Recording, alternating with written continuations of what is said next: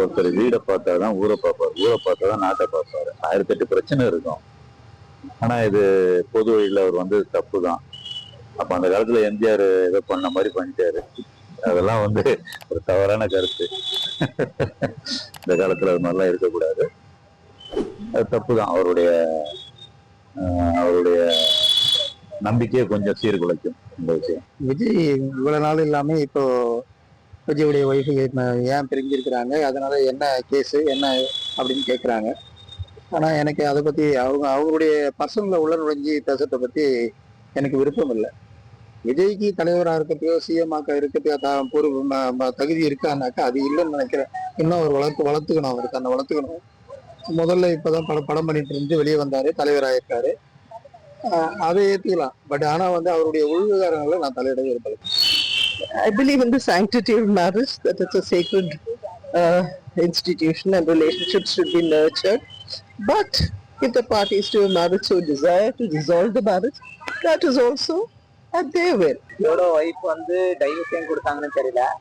But ஆனா அரசியல் politician வேற, ஃபேமிலி வேற. பொலிட்டிஷியனும் ஃபேமிலியும் ஒன்னா சேர்த்துக்க கூடாது.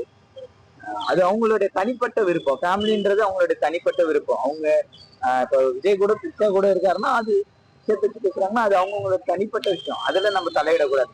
அரசியல் தலைவரா இருந்து ஒரு கட்சி தலைவரா இருந்து அவர் ஏதாவது ஒரு தப்பு பண்றாருன்னா அதை மக்கள் கிட்ட இது பண்ணலாம். ஆனா ஃபேமிலிங்கால அது அரசியலுக்கு கொண்டு வர்றது தப்புன்னு எனக்கு தோணுது. விஜய்க்கு வந்து விஜயநாத் வந்து ஃபேன் பேஸ் வந்து ரொம்ப அதிகமா இருக்கு. ஸோ மற்ற கட்சியெல்லாம் பார்த்து பயப்படுறாங்க அப்படின்னு தான் நான் சொல்லுவேன். ஏன்னா ஒத்தால வந்து இத்தனை பேர் எதிர்க்கிறது வந்து சாதாரண விஷயம் கிடையாது. ஏன்னா அவரு நல்லது பண்ணணும். ஆனா கட்சிக்கு வர்றதுக்கு முன்னாடியே அவர் நிறைய விஷயம் பண்ணியிருக்காரு. இதெல்லாம் பார்க்கும்போது அவங்க பண்ற ஒரு என்ன சொல்ற மற்ற கட்சி இப்போ ஆளுங்கட்சியா இருக்கட்டும், மற்ற கட்சியெல்லாம் வந்து அவங்க நிறைய விஷயம் பண்ணாததை இவர் பண்றதுனால இனி நாட்டை வந்து நல்லபடியா மாத்திடுவாரு, நம்மளால இனி வந்து இதுல இருந்து எந்த ஒரு இதுவும் எடுக்க முடியாது அப்படின்றதுனால அவர் பேரை உடைக்கணும், அவரை வர விடக்கூடாது அப்படின்றதுக்காண்டி இந்த மற்ற கட்சி எல்லாமே வந்து செய்யற ஊழல் தான். எல்லாமே பாலிடிக்ஸ் தான் பண்றாங்க. ஸோ ஏன் அதுக்கு மட்டும் மாசம் அவருக்கு மட்டும் ஒவ்வொரு விஷயம் நடக்கணும்? கரூர் சம்பவமா இருக்கட்டும், அதுக்கு அடுத்து வர்றது இப்போ இது வந்து பர்சனல். 2 பேருக்கும் இடையிலானது அவங்களுக்கு பிடிக்கும், கருத்து வேறுபாடு இருக்கும், என்னன்னாலும் இருக்கும். அது அவங்களுக்குள்ளேயே வச்சுக்கலாம். பட் ஏன் இதுவரையும் அதை ஏன் அரசியலுக்குள்ள கொண்டு வராங்க? அது பர்சனல். அவங்க அப்ளை பண்ணாலும் அவங்க பர்சனலா கோர்ட்ல போயிட்டு அவங்க பாத்துக்க போறாங்க. அது எதுக்கு இந்த அரசியலுக்குள்ள வருது அப்படின்னா இதை வச்சு அதை விஜய் நான் வந்து டாமினேட் பண்ணி இதுல கட்சியில இருந்து கலக வைக்கிறதுக்கான பிளான் தான் நான் சொல்லுவேன். ஸோ இந்த இன்டென்ஷன்ல அவங்க எல்லாம் பண்றதுனால விஜயனா கண்டிப்பா ஜெயிப்பாரு. ஏன்னா எவ்வளவு அடி கொடுத்தாலும் அவர் மேல தாண்டி வருவாரு அப்படின்றதான். இதனாலேயே மக்கள் எல்லாமே விஜயனா கண்டிப்பா சப்போர்ட் பண்ணுவாங்க. ஆக்ஷன் போடுறோம். விஜய்க்கு வந்து ஃபேன்ஸ் நிறைய பேர் இருக்காங்க. ஓகேவா, அரசியல்ல வந்துட்டாருன்றதால நிறைய ஒரு அவருக்கான உள்கட்சியிலே நிறைய இது இருக்குல்ல. அதனால வந்து அவங்களை யாருன்னா தூண்டி கூட விட்டுருக்கலாம். சங்கீதா வந்து இத்தனை நாள் கம்பெனி இருந்தவங்க இப்ப மட்டும் இப்ப டிவர்ஸ் வந்து சொல்றேன். இது வந்து ஒரு ஃபேமிலிக்குள்ள நடக்கிறது. இது வந்து வெளியே எடுத்துட்டு வரணும்னு அவசியம் கிடையாது. இது வந்து விஜய் வந்து எப்ப வந்து விஜய் வந்து வின் பண்ணிடுவான்ற ஒரு பயத்துல கூட சங்கீதா வச்சு ஒரு மூவ் பண்ணலாம்.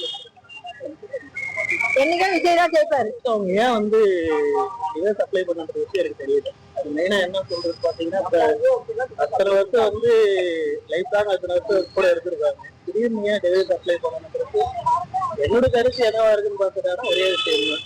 ஏன்னா வந்து விஜய்ன்றது ஒரு மோதிக்கு 200-300 கோர்ஸ் கிட்ட ஏற்படுறாங்க.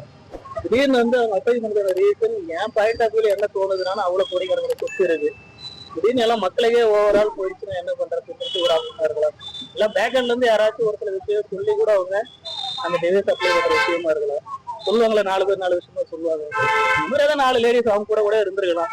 ஏதோ ஒரு விஷயம் நடந்திருக்கலாம். அது மூலியமா தான் டிவைஸ் அப்ளை பண்ணிருக்காங்கன்னு என்னுடைய கருத்து. ரியாலிட்டி என்னன்றது அவங்களுடைய மனசாட்சி தான் தெரியும். ஏன் அவங்க பண்ணாங்கன்றது அவங்களுடைய இன்டென்ட். அது நமக்கு அதுக்கு சம்பந்தம் கிடையாது. இதுக்குன்ற சார்புல அது விஜய் அவர் என்ன பண்றாரு, மக்கள் டோட்டலா அறிவிட்டாரு. அவங்களுக்கு என்ன சப்போர்ட் பண்ணணும் அதை நம்ம பார்ப்போம். பர்சனல் இஷ்யூ எடுத்து பண்ண வேண்டிய விஷயம் நமக்கு அது சம்பந்தம் கிடையாது இல்லை.